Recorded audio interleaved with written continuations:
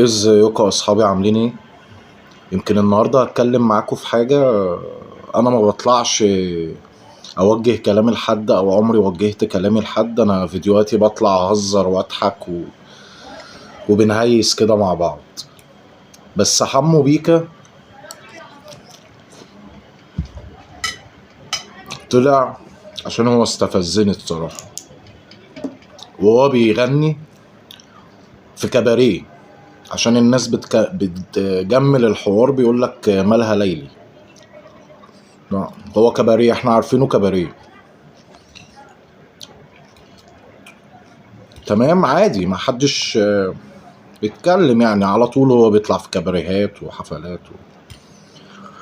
فبترقص رقاصة